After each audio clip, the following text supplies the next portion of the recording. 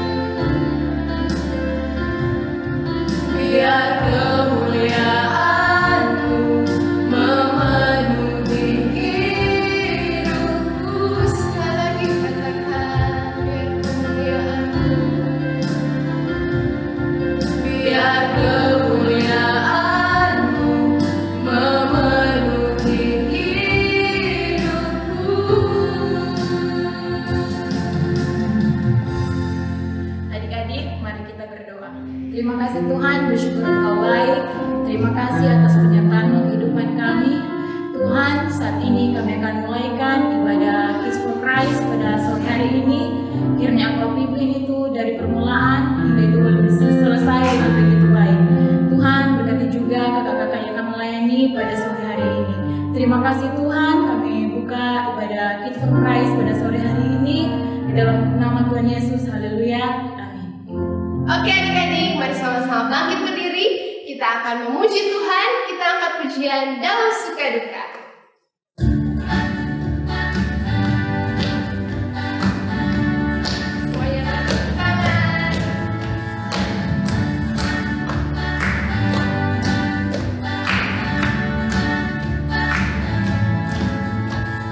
Dalam suka duka bukan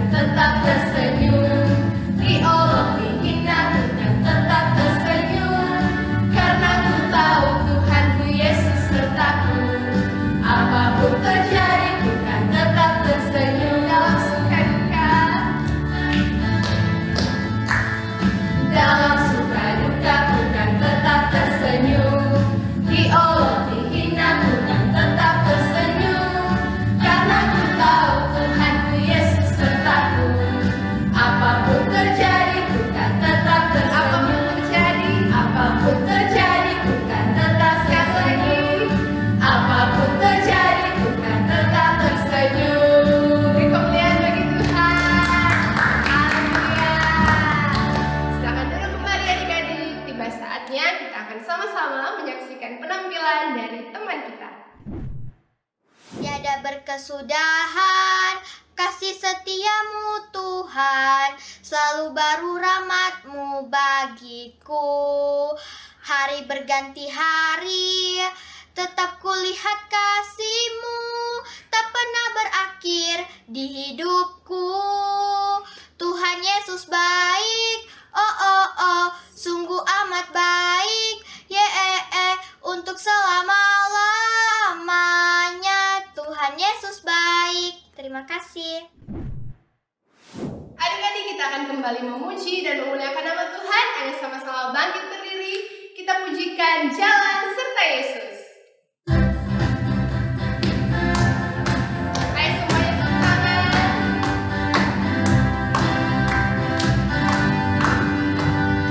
Dua tanganku mempunyai jari, direntangkan, dirapatkan, putar ke belakang, lompat kiri, lompat kanan, jalan serta kedua kakiku.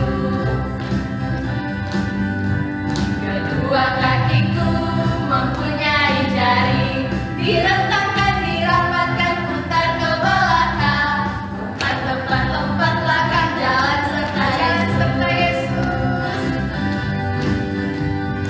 Jalan serta Yesus, jalan sertanya setiap hari. Jalan serta Yesus selamanya. Kedua tanganku mempunyai jari, direntangkan, dirapatkan, putar ke belakang, lompat kiri, lompat kanan, jalan serta Yesus. Kedua kakiku mempunyai jari, direntangkan, dirapatkan, putar ke belakang, lompat depan, lompat belakang, jalan serta Yesus. Saya sama-sama ke kanan, jalan serta Yesus. Jalan serta Yesus, jalan sertanya setiap hari. Jalan serta Yesus selamanya. Jalan dalam suka, jalan dalam duka, jalan sertanya setiap hari. Jalan serta Yesus selamanya. Serta Yesus selamanya. Serta Yesus selamanya.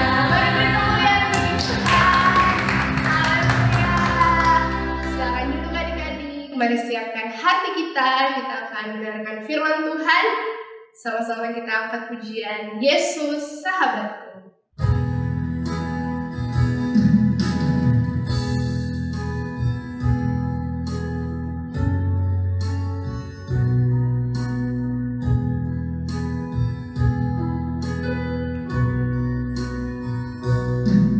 Yesus sahabatku, Kau mati bagiku.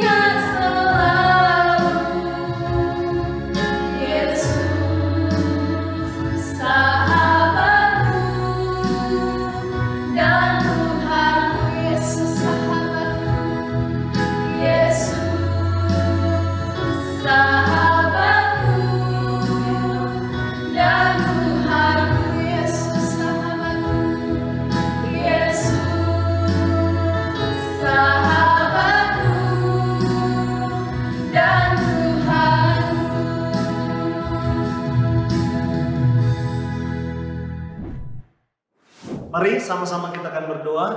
Terima kasih Tuhan Yesus, sore hari ini kami mau dengar cerita firman-Mu.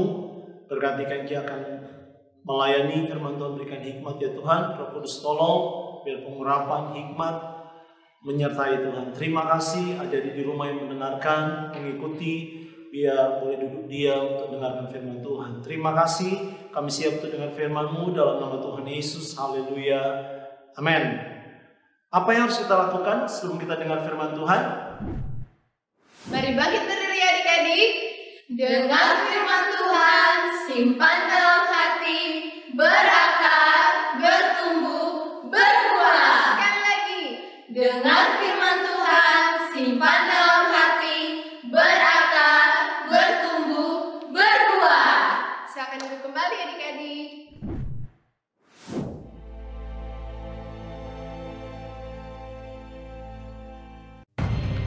Kemudian Yesus menampakkan diri lagi kepada murid-muridnya di pantai Danau Tiberias. Di pantai itu berkumpul Simon Petrus, Thomas yang disebut Didimus, Nathanael dari Kana yang di Galilea, anak-anak Zebedeus, dan 2 orang muridnya yang lain. Kata Simon Petrus kepada mereka, "Aku pergi menangkap ikan." Kata mereka kepadanya, "Kami pergi juga dengan engkau." Mereka berangkat lalu naik ke perahu.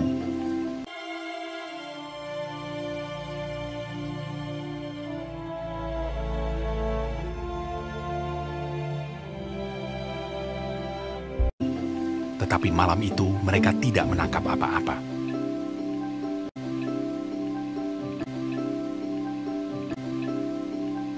Ketika hari mulai siang, Yesus berdiri di pantai. Akan tetapi murid-murid itu tidak tahu bahwa itu adalah Yesus.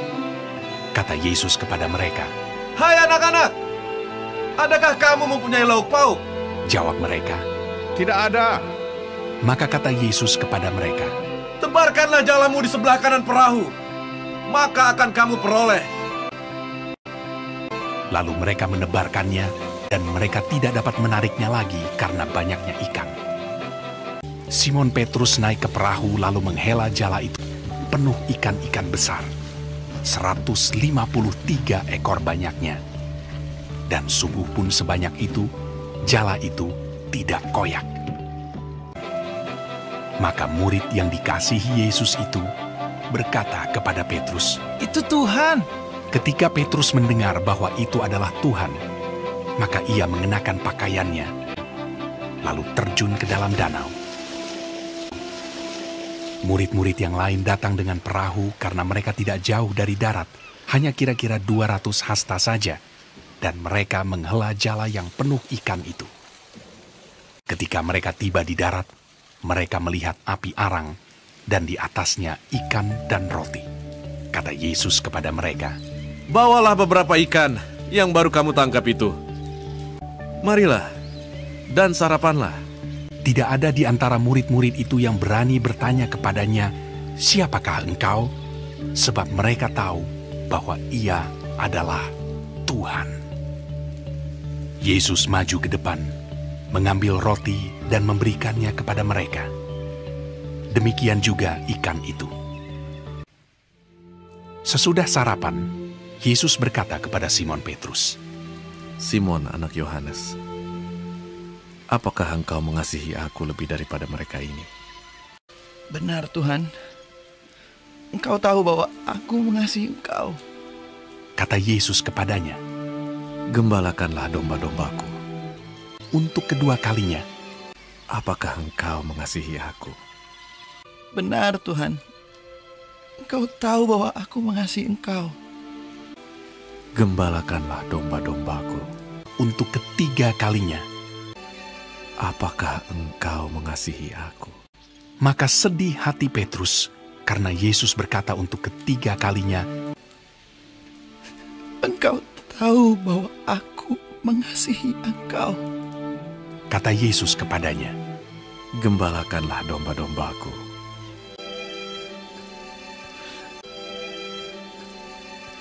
Itulah ketiga kalinya Yesus menampakkan diri kepada murid-muridnya sesudah ia bangkit dari antara orang mati.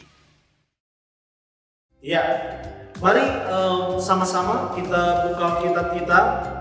Kita buka di dalam Yohanes, kitab Yohanes Perjanjian Baru, pasal yang ke-21 ayat 4 sampai ayat yang ke-14. Sekali lagi, Yohanes pasal 21 ayat 4 sampai ayat yang ke-14. Kenki akan bacakan, nanti ada di rumah mengikuti di Alkitab masing-masing. Ayat 4, ketika hari mulai siang, Yesus berdiri di pantai. Akan tetapi murid-murid itu tidak tahu bahwa itu adalah Yesus. Kata Yesus kepada mereka, "Hai anak-anak, adakah kamu mempunyai lauk pauk?" Jawab mereka, "Tidak ada." Maka kata Yesus kepada mereka, "Tebarkanlah jalanmu di sebelah kanan perahu, maka akan kamu peroleh." Lalu mereka menebarkannya dan mereka tidak dapat menariknya lagi karena banyaknya ikan. Maka murid yang dikasihi Yesus itu berkata kepada Petrus, "Itu Tuhan." Ketika Petrus mendengar bahwa itu adalah Tuhan, maka ia mengenakan pakaiannya sebab ia tidak berpakaian, lalu terjun ke dalam danau. Murid-murid yang lain datang dengan perahu karena mereka tidak jauh dari darat, hanya kira-kira 200 hasta saja, dan mereka menghela jala yang penuh ikan itu. Ketika mereka tiba di darat, mereka melihat api arang dan di atasnya ikan dan roti. Kata Yesus kepada mereka, "Bawalah beberapa ikan yang baru kamu tangkap itu." Simon Petrus naik ke perahu lalu menghela jala itu ke darat, penuh ikan-ikan besar, 153 ekor banyaknya, dan sungguh pun sebanyak itu jala itu tidak koyak. Kata Yesus kepada mereka, "Marilah dan sarapanlah." Tidak ada di antara murid-murid itu yang berani bertanya kepadanya, "Siapakah engkau?" Sebab mereka tahu bahwa ia adalah Tuhan. Yesus maju ke depan, mengambil roti dan memberikannya kepada mereka. Demikian juga ikan itu. Itulah ayat ke-14, ayat yang terakhir. Itulah ketiga kalinya Yesus menampakkan diri kepada mereka, murid-muridnya, sesudah ia bangkit dari antara orang mati. Iya, sore hari ini ada di rumah, kita akan belajar dengan judul firman Tuhan, Yesus menampakkan diri. Sekali lagi, dengan judul firman Tuhan, Yesus menampakkan diri. Nah, kita tahu bersama, setelah Yesus mati, dia pada hari ketiga dia bangkit. Amin. Dia bangkit, dia hidup. Kita sudah belajar kemarin Paskah, berikan kemenangan bagi setiap kita yang percaya kepada Tuhan Yesus. Nah, waktu Yesus bangkit,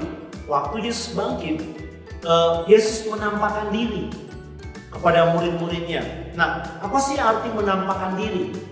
Nah, menampakkan diri artinya membuat dirinya menjadi dapat dilihat. Jadi menampakkan diri itu membuat dirinya menjadi dapat dilihat. Nah, jadi berbeda dengan cerita-cerita yang pernah kita dengar ya, cerita-cerita horor.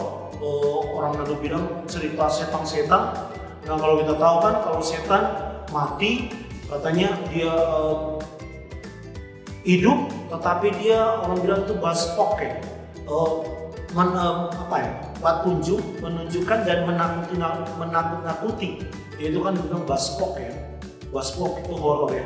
Nah, tetapi berbeda dengan Yesus. Nah, setelah Yesus dia mati, tetapi dia bangkit dan dia menampakkan diri.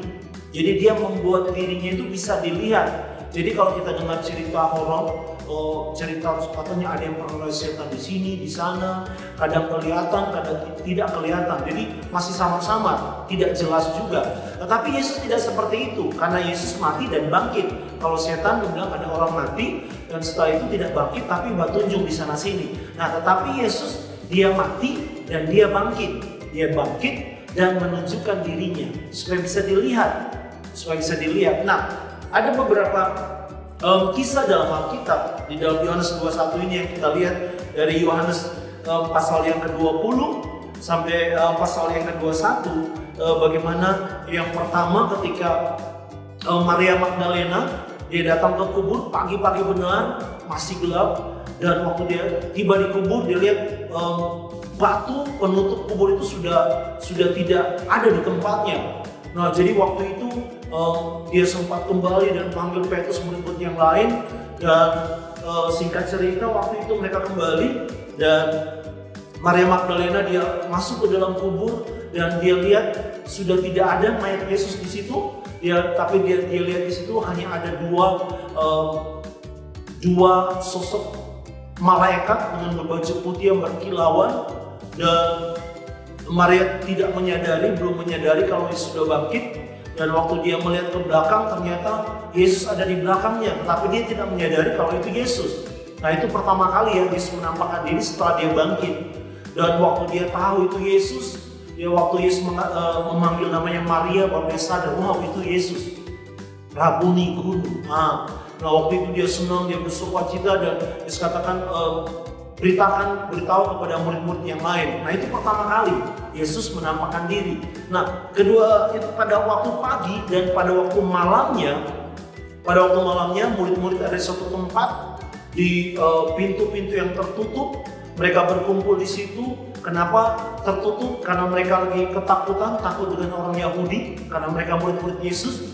Nah, waktu mereka lagi berkumpul di dalam ruangan itu, maka Yesus tiba-tiba muncul di situ. Dan Yesus mengatakan, damai sejahtera bagi kamu. Nah, setelah dia mengatakan damai sejahtera bagi kamu, dia menampakkan diri, memperlihatkan dirinya setelah bangkit kepada murid-murid. Dan dia menunjukkan tangannya yang bekas dipaku dan lambungnya yang waktu ditombak. Dia menunjukkan, dan waktu murid-murid melihat itu, wow, mereka bersukacita.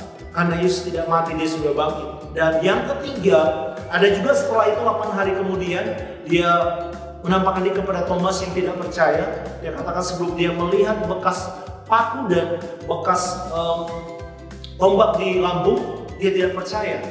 Tapi 8 hari kemudian Yesus menampakkan diri kepada Thomas, dan Thomas bersukacita dan dia percaya. Nah, yang terakhir Yesus menampakkan diri yang ketiga kalinya, dikatakan yang kita nonton film tadi, kita lihat bahwa Yesus menampakkan diri kepada murid-murid Yesus. Ada Simon Petrus di situ, ada Yohanes. Nah, dia menampakkan diri waktu mereka kembali karena patah semangat, putus harapan, Yesus tidak bangkit. Tapi karena itu Yesus menampakkan diri kepada mereka, dan mereka melihat bahwa guru mereka telah bangkit. Nah, cerita ini bukan cerita horor ya, ada di rumah, tapi ada tujuannya, ada maksudnya. Kenapa Yesus setelah dia bangkit, dia menampakkan dirinya, bukan nakut-nakuti murid-muridnya, tetapi ada tujuannya. Yang pertama, kenapa Yesus menampakkan diri? Yang pertama, supaya Yesus ingin memberitakan bahwa dia tidak mati, tetapi dia bangkit.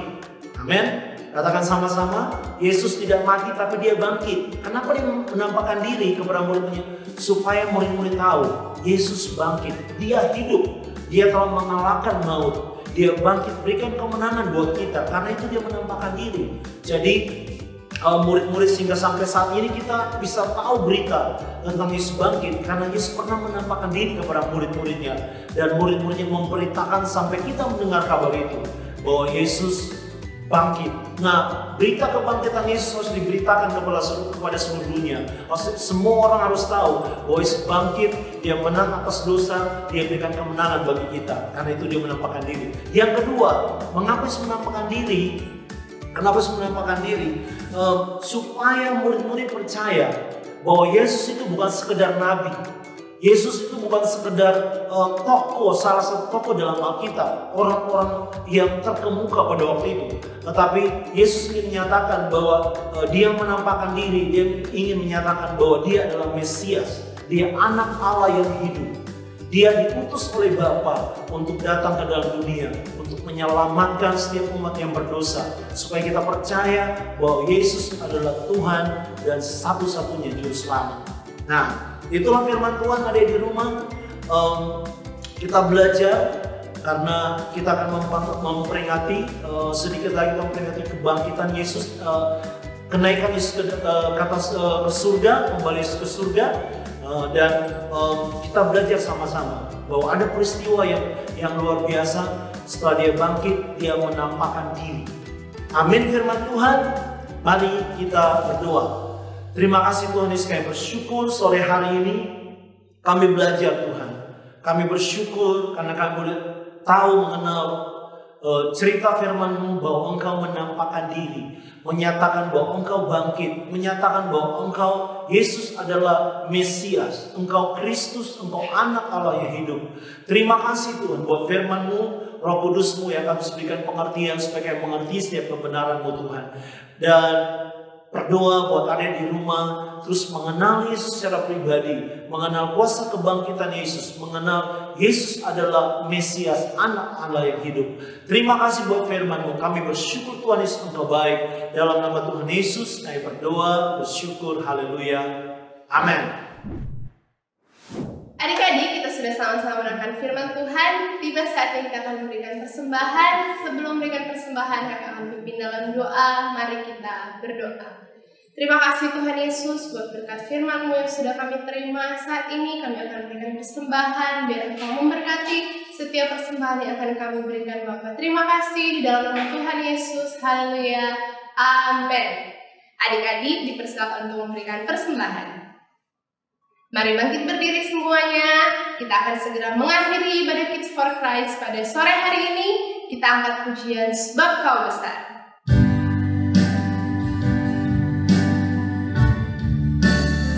Sebab Kau besar, perbuatanmu ajaib, tiada seperti Engkau, tiada seperti Engkau. Sebab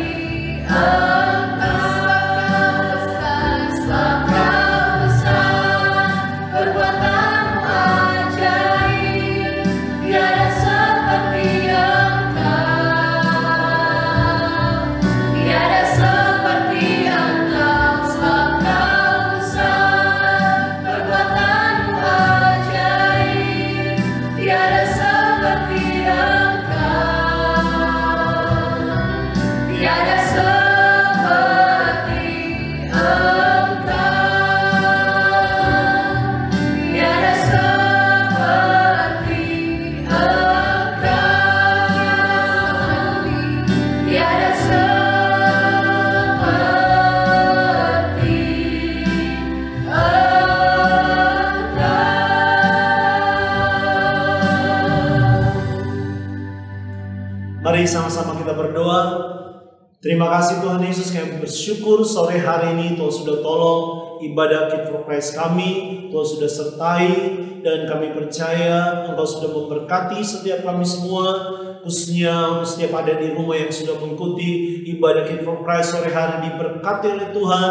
Dan untuk firman Tuhan sudah kami dengar, biar kami terus percaya bahwa Yesus Engkau telah bangkit, dan kami terus percaya bahwa Yesus Engkau bukan sekedar Nabi, tapi Engkau adalah Mesias, anak Allah yang hidup.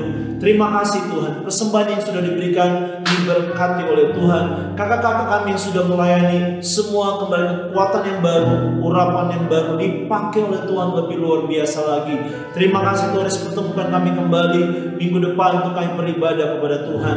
Terima kasih, bersyukur Tuhan Yesus baik, bahwasannya untuk selama-lamanya kasih setia Tuhan. Di dalam nama Tuhan Yesus kami berdoa, bersyukur, haleluya, amin. Oke adik-adik, demikianlah ibadah kita pada sore hari ini. Sampai berjumpa kembali di ibadah minggu depan. Dadah. Sampai jumpa di ibadah Kids for Christ minggu depan ya teman-teman. Tuhan Yesus memberkati. Dah.